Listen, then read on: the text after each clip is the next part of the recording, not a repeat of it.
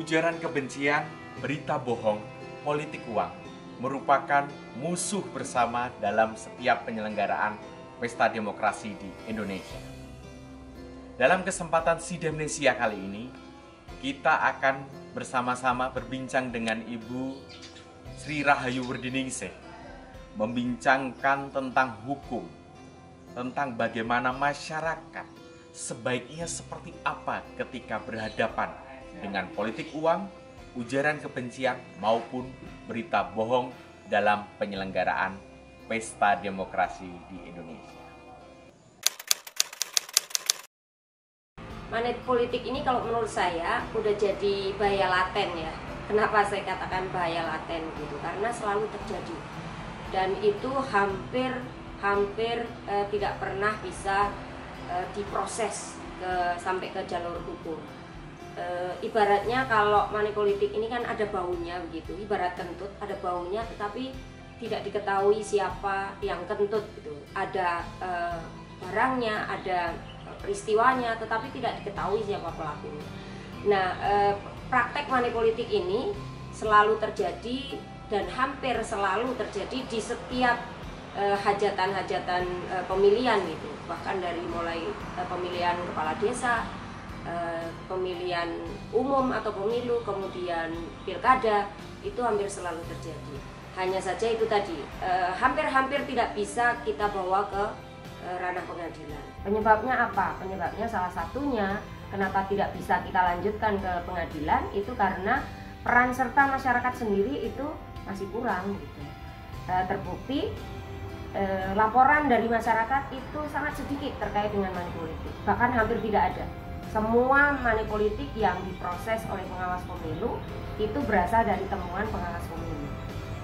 Kemudian ketika ini sudah diproses, temuan tentang money politik itu kita kesulitan dalam pembuktian karena masyarakat biasanya enggan menjadi saksi. Enggan jadi saksinya kenapa? Karena mungkin takut atau mungkin karena mereka permisif gitu. Nah, kalau permisif itu sebetulnya yang tidak kita inginkan gitu. Semoga saja bukan. Nah, money politik atau praktek-praktek money politik ini akan selalu terjadi kalau kemudian masyarakat menjadi masyarakat yang permisif gitu. Kemudian aji mumpung gitu ya. Nah, itu biasanya masyarakat itu mumpung ada pemilihan gitu, orang yang sedang mencalonkan diri itu biasanya akan gampang memberi gitu kan. Nah, itu yang dimanfaatkan oleh masyarakat. Nah, pola-pola seperti ini yang harusnya kita minimalisir gitu dengan kita harus menggalakkan sosialisasi kepada masyarakat tentang kenapa money politik itu harus kita hindari gitu. Karena money politik ini kan mungkin untuk jangka pendek ini tidak terlalu terasa kerugiannya, tetapi jangka panjang itu akan sangat fatal akibatnya. Karena dengan money politik itu akhirnya biaya politik jadi tinggi, orang untuk bisa dipilih itu biayanya tinggi, kemudian setelah terpilih akhirnya yang terjadi adalah transaksi gitu. Kemudian juga masyarakat sendiri sebetulnya nanti yang akan menjadi korban gitu, karena sebetulnya hajatan pemilu itu kan dari uang kita, uang rakyat, dari hasil kita membayar pajak. Nah, kalau kemudian orang-orang yang terpilih ini hasil dari money politik, belum tentu yang terpilih ini orang-orang yang baik gitu.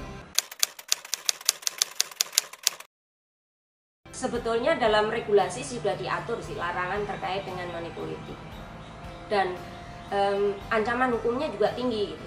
Bahkan kalau di pilkada itu tidak hanya yang memberi yang diancam hukuman, bahkan penerima pun itu diancam dengan pidana gitu. Dari mulai 36 bulan sampai 72 bulan. Dendanya juga lumayan tinggi, 200 juta sampai 1 M bahkan. Nah, tetapi hampir-hampir ancaman hukuman yang tinggi ini akan tidak ada artinya gitu kalau kemudian penegakan hukumnya itu tidak bisa maksimal.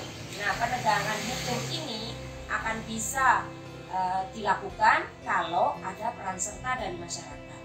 Kalau bisa jadi pelapor gitu kalau mengetahui adanya dugaan pelanggaran money politik, dan yang paling penting adalah berpartisipasi menjadi saksi, karena untuk bisa kita berhasil membawa ke ranah pengadilan itu minimal harus ada 2 alat bukti yang cukup.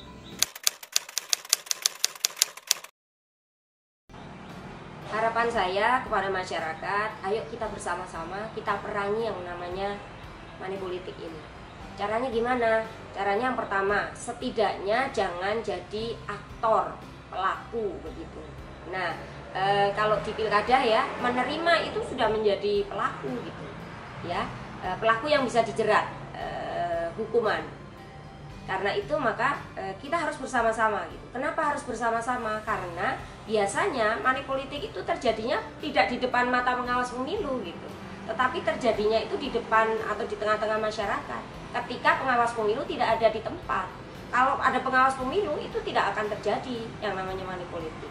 Kemudian yang kedua, kenapa masyarakat harus berperan serta gitu? Karena money politik ini tidak akan bisa berhenti kalau masyarakat juga masih mau menerima gitu. Karena kan berlaku hukum pasar ya, ada ada supply, ada demand begitu kan. Nah, kalau masyarakat itu menolak adanya pemberian yang berupa money politik, maka yakin money politik ini akan bisa kita hindari atau bisa kita hilangkan. Ada lagi yang perlu kita waspadai dan harus kita perangi pada saat pemilu maupun pilkada, yaitu adanya hoax dan ujaran kebencian. Karena hoax dan ujaran kebencian itu hampir selalu juga di era teknologi informasi yang sedemikian pesat, sedemikian tinggi ini, kemudian bermunculan yang namanya hoax dan ujaran kebencian pada saat pilkada, pada saat pemilu, yang itu juga harus kita hindari dan kita perangi. Caranya gimana? Caranya ketika kita mendapatkan informasi ke HP kita, baik itu melalui WA, melalui medsos yang kita punya, Instagram atau Facebook misalnya, maka kita jangan langsung meneruskan atau memforward. Kita harus saring dulu ketika ini sudah benar atau tidak. Kalau benar dan itu bermanfaat, baru kita bisa sharing. Tapi kalau itu sesuatu yang tidak ada manfaatnya, lebih baik kita simpan atau bahkan kita delete dari medsos kita, dari HP kita.